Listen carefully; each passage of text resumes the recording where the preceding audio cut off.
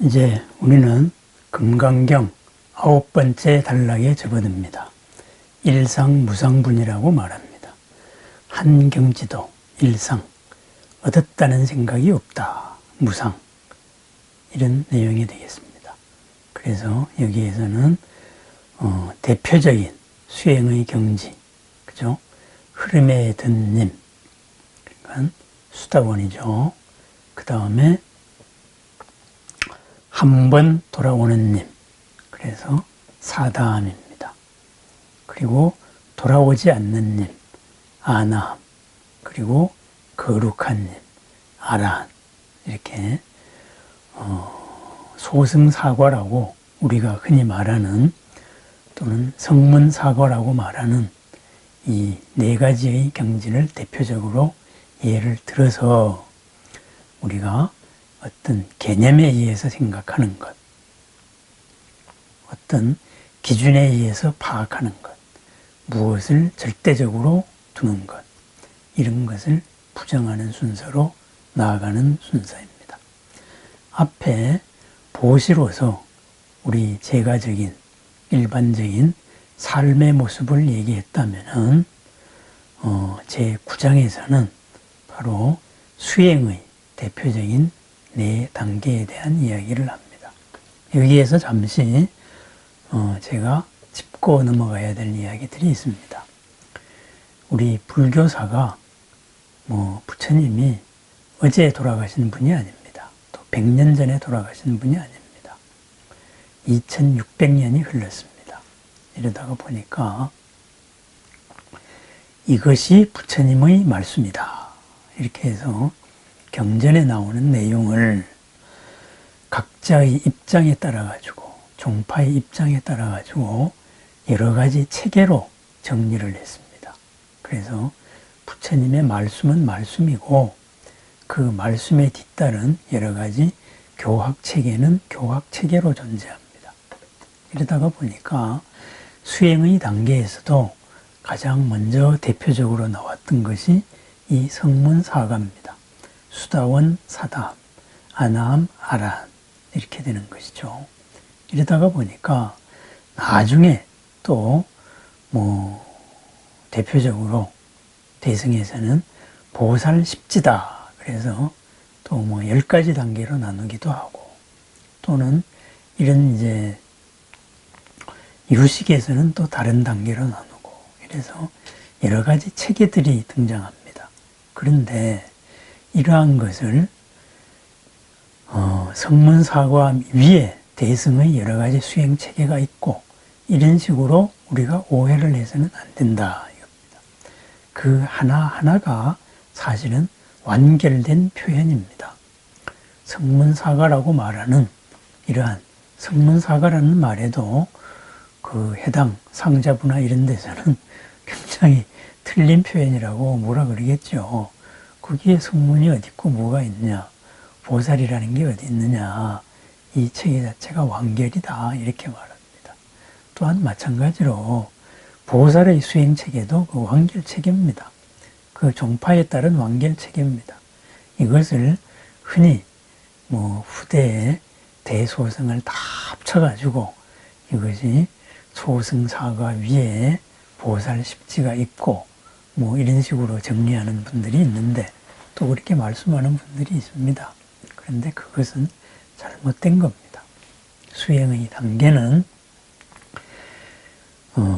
여러 기준에 의해서 여러 가지 체계로 세워질 수가 있는 겁니다. 어떤 기준을 가지고 어떻게 세울 것이냐, 여기에 따라서 다르다 이겁니다. 그래서 다만 초기에, 그리고 지금까지도 상자부에서는 유일하게 일관되게 주장하고 있는 이 사과에 대해서 한번 알아보기로 하겠습니다. 금강경의 본론에 들어가기 전에 이 사과에 대해서 알아봅니다. 그러면은 도를 닦아서 깨달음에 이른다, 열반에 이른다 이거죠. 열반에 이른다는 것은 무엇이겠습니까? 그것은 무엇을 가지고 열반에 이른다고 하겠습니까? 그렇죠? 잘못된 생각의 경향이 얼마나 없느냐, 바른 생각을 얼마나 하느냐, 이거에 따라 가지고 기준을 나눌 수가 있습니다. 불교의 시작은 고고, 불교의 끝은 고가 없는 상태입니다. 그죠? 거기에서 그럼 고를 일으키지 않는 것, 그것은 발금입니다. 고를 일으키는 것, 그것은 박지 않음, 무명입니다. 무명을 일으키는 것, 그것을 번뇌라고 말합니다. 정견이 아닌 거죠. 정견이 아닌 견해, 번뇌라고 말합니다. 그러면은 이 번뇌에는 어떤 성질이 있느냐 해서 고를 일으키는 여러 성질에 대한 탐구가 많이 시작됩니다. 그래서 번뇌에는 참으로 많은 여러 가지 이름들이 있습니다.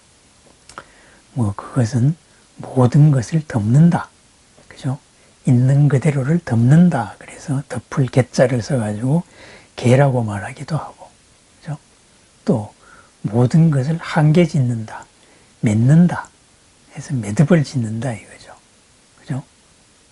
어떤 기준에 의해 결정을 한다 이거죠.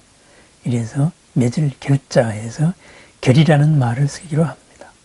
또 무엇을 덮는다 그래가지고 덮을 전자를 쓰기도 하고, 또한 뭔가를 막 휩쓸고 간다. 이렇게 해서 폭류, 거센 흐름이라고 표현하기도 말합니다. 또는 무엇을 어지럽게 한다. 이렇게 해서 번뇌, 뇌라고 표현하기도 합니다.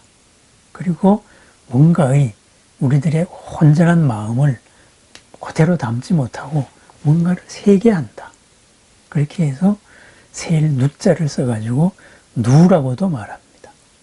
그리고 이것을 뭔가를 무의식적으로 계속 따라가게 만든다.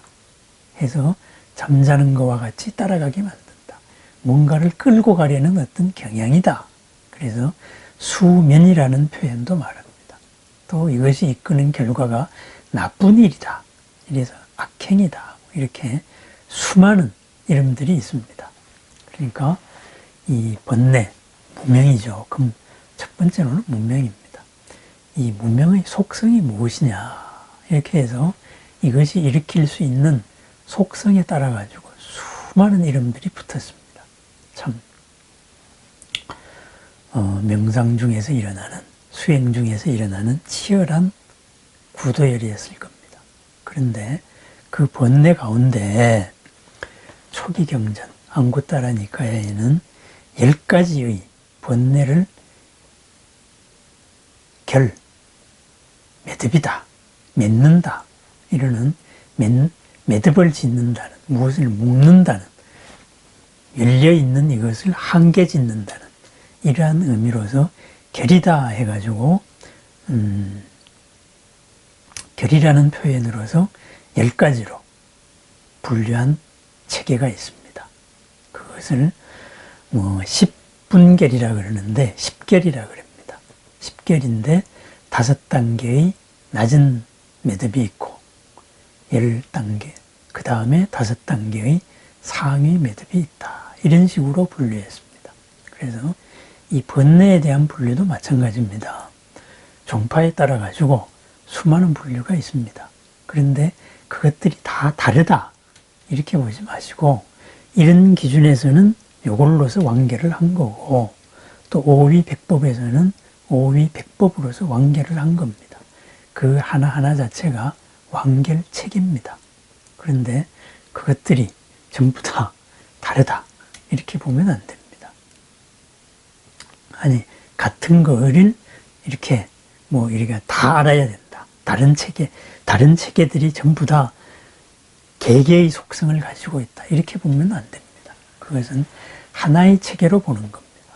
우리가 저기 있는 남산을 볼 때에도 동쪽에서 봤을 때의 모습하고 서쪽에서 봤을 때의 모습은 다를 겁니다. 그렇지만은 그것이 남산을 드러내는 것으로서는 똑같습니다.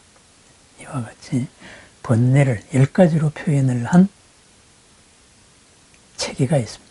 그것을 10결이라고 말합니다. 10결. 6결 중에서 밑에 가장 우리 일반 중생과 가장 가까운 단계죠. 가장 가까운 단계에서의 누구나 가지고 있는 것이 무엇이냐 했을 때 유신결이다. 유신견을 가지고 있다. 이렇게 말합니다. 유신견, 한자로 말하자면은 몸을 가지고 있다는 견해죠. 바꿔 말하면은 자아를 가지고 있다. 일상적으로 구별되는 나, 이런 나들이 있다. 이러는 자, 나의 어떤 본질적인 개념이 있다. 그죠? 아이덴티티가 있다. 뭐 이런 개념입니다. 자기동일성에 대한 규정이죠. 그래서 그런 것으로서 실체가 있다. 이런 견해를 가지고 우리는 유신견이라고 말합니다. 유신견. 누구나 가지고 있습니다. 그 다음에 있는 것은 모든 것을 회의하는 의심의 매듭이 있습니다. 의심으로 이끌려는 것이 있습니다. 확실해도, 그죠? 올바른 분이, 눈 열린 분이 올바르게 가르쳐 줘도, 그렇지, 그럴까, 말까, 이렇게 회의하는, 의심하는 병이 있습니다. 그래서 앞으로 나아가지 못하게 하는, 잡아 끄는 그런 속성입니다. 그것이 두 번째 의결이다. 이렇게 말합니다. 세 번째, 또 많은 사람들이 누구나가 가지고 있는 이 잘못된 생각, 경향, 번뇌죠. 무명이죠. 그것으로서 계금치견이라는 게 있습니다. 취하지 말아야 될 것을 계로서 삼는 견해다. 이런 겁니다. 그죠? 이건 뭐냐? 잘못된 원칙을 집착하는 겁니다. 틀린 겁니다. 틀린 거. 예를 들면은 고행을 하면은 어떻게 될 것이다. 부처님이 그래서 고행을 하시다가 마지막에 버렸잖아요. 고행으로서 얻어질 수 있는 해탈은 없다. 이겁니다. 그런데 고행을 하면은 해탈이 온다. 이러면은 이것은 계금치견. 취하지 말아야 될 것을 계로서, 원칙으로서 생각하는 것이다. 이런 겁니다. 이런 거는 무지하게 많습니다. 우리가 흔히 말하는 타부라고 말하는 금기시하는 모든 것이 사실은 근거가 없는 거가 더 많습니다. 또 그것이 뭔가 근거 있더라도 그것은 특수한 상황에 적용되는 것을 일반화시킨 오류가 많습니다. 그러한 견해들, 그런 것을 계금치견이라고 말합니다. 이런 모든 것이 어디서 나왔겠습니까? 모든 것에 실체가 있다. 또는 이런 계금치견 같은 것은 무언가의 절대적인 존재가 정해놓은 게 있다. 그죠? 이런 데서 주로 아마 비롯되었을 겁니다. 그런데 우리 부처님께서는 모든 것을 연기로 바라보라. 이렇게 말했습니다. 그래서 연기적으로 일어나는 모든 현상은 조건과 조건들의 결합입니다. 한 조건과 한 조건의 결합에서 어떤 일이 일어나는 게 아닙니다. 조건 결합이라 그래서 조건들의 다발과 조건들의 다발이 합쳐지는 겁니다. 그걸 우린 편의상 인과 연이다 이렇게 말합니다. 이 인 속에도 무수한 조건이 함께 되어 있습니다. 내가 솟아오르는 이 업도 조건들이 다발인 것입니다. 그래서 이것을 있는 그대로 살펴보면은 이 바로 유신견, 자아가 있다. 아트만이 있다. 영원한 나의 본질이 있다. 이러는 것도 풀리고, 그리고 모든 것을 회의하여서 한 발짝 앞으로 나아가지 못하는 것. 부처님을 처음 만난 사람이 있잖아요. 그런데 내가 부처님이다. 이렇게 말하니까는 참 그대의 스승이 있는 줄 알았더니만은 그대가 부처라고 하는구나. 뭐 그럴 수도 있겠지 하고서는 가버립니다. 그러다가 부처님 임종 직전에 귀의를 하게 됩니다. 평생을 허비한 거죠. 바로 이 의심병 때문에 그랬습니다. 의심병이 왜 생깁니까? 그죠? 진리를 받아들이는 게 아니고 이 진리를 나의 기준에 비추기 때문입니다. 번뇌의 거울에 비추어서 진리를 보려고 하기 때문에 그것은 항상 회의가 될 수밖에 없습니다. 믿음이 없기 때문에 그런 것이죠. 그죠? 그런 것. 그리고 계금치견.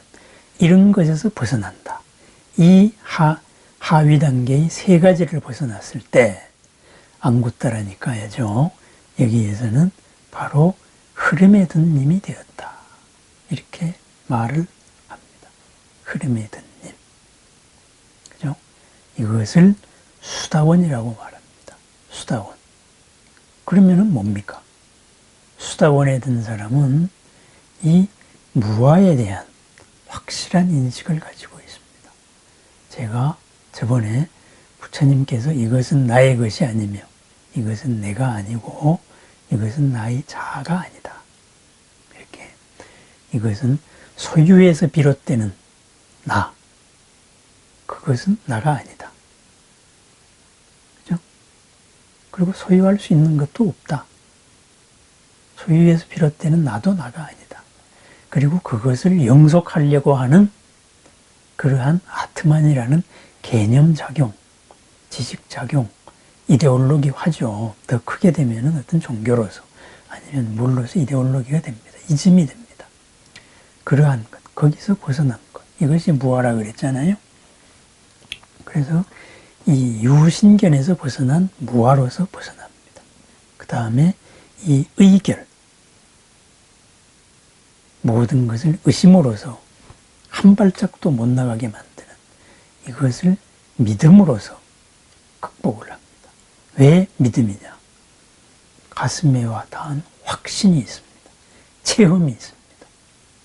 그래서 뭔가 말로 표현하진 못했지만은 이 진리의 경계를 받습니다. 선정의 단계로 보면은 초선과도 같은 것입니다. 무르익지는 않았지만은 무엇이 옳다. 그리고 확 가슴에 터지는 환희의 체험, 이런 것을 한 상태입니다. 그래서 이 의가 사라지고 그리고 믿음이 생겼습니다. 그리고 생각 방식이 정견, 연기적으로 바라보기 시작합니다.